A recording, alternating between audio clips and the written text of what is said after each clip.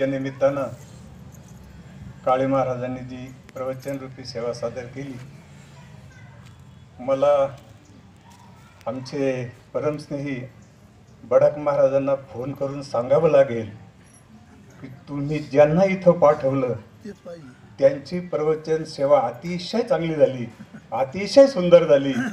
खरं म्हणजे प्रगती झाली, विज्ञानाची प्रगती झाली, पण संस्काराचा लय झाला। आपल्या सगळ्या आपल्या प्रवचनामधून आपण हेच सांगितलं की आता दिवस बदलले, आता वडीलधाऱ्यांचा मान राहिला नाही, लोकांची एकमेकांमधलं प्रेम कमी झालं।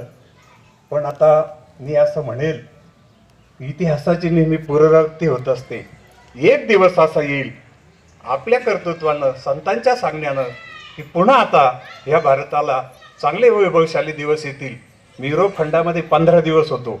मी सगळ्या 9 देशांच्या राज्यपद्धतीचा आणि समाज जीवनाचा अभ्यास केला। भारतासारखी संस्कृती नाही, भारतासारखं प्रेम नाही आणि भारतासारखं सौंदर्यही नाही। आपल्या देशात गंगा यमुना वाहतात, आपल्या देशात मंदिर आहे, आणि आधी असे साधू संत परदेशात नाही, अशी संस्कृती परदेशात नाही, आई वडिलांच्या प्रती आदरभाव परदेशात नाही। मुलगा जन्म झाला की आई वडिलाला सोडून देतो, त्याने त्याचं जीवन जगायचं, पण तसं आज नाही। आपण हे कार्यक्रम करतो, आई वडील गेले तरी त्यांची कृतज्ञता बाळगतो। मी पुन्हा एकदा आपल्या ह्या आध्यात्मिक साधनेला मानवंदना देतो। खरं म्हणजे लीलाताई माळकरी होत्या, लीलाताई वारकरी होत्या। जे माळकरी ते पंढरीचे वारकरी, ते मोक्षाचे अधिकारी।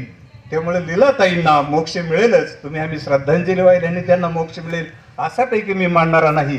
खरं म्हणजे ह्या कुटुंबानं आपली ही जी सेवा झाली, प्रवचन सेवा, त्या निमित्तानं कृषी यज्ञ पार पडला, ऋषी यज्ञ पार पडला, अन्नदान होईल, वस्त्रदानही होईल आणि पिंडदानही झालं। या सगळ्या विधीमधून जे पुण्य ते संचय झाला, तो पुण्य आपण सांगितलंच येते, हा पुण्य संचय लीलाबाईंच्या यजधामाच्या प्रवासाला उपयोगाला येईल आणि ह्या पुण्य संचयातून त्यांना निश्चितपणाने मोक्ष मिळेल। आणि मी पुन्हा एकदा माझ्या डावरे कुटुंबियाच्या वतीनं लीलाबाईंना भावपूर्ण श्रद्धांजली वाहतो आणि आपल्याही प्रवचन सेवेला मी वंदन करून, आणि खरं म्हणजे आता असे विधी करणं, आणि त्यात लीलाबाई तर यांच्या आत्या, आता आई वडिलांचे करणं काही काही ठिकाणी अवघड झालंय। 2 भावामध्ये जर वाद असेल तर 2 दावे होतात, श्राद्धविधी 2 होतात। आमच्या नातेवाईकामध्ये असं झालेलं आहे।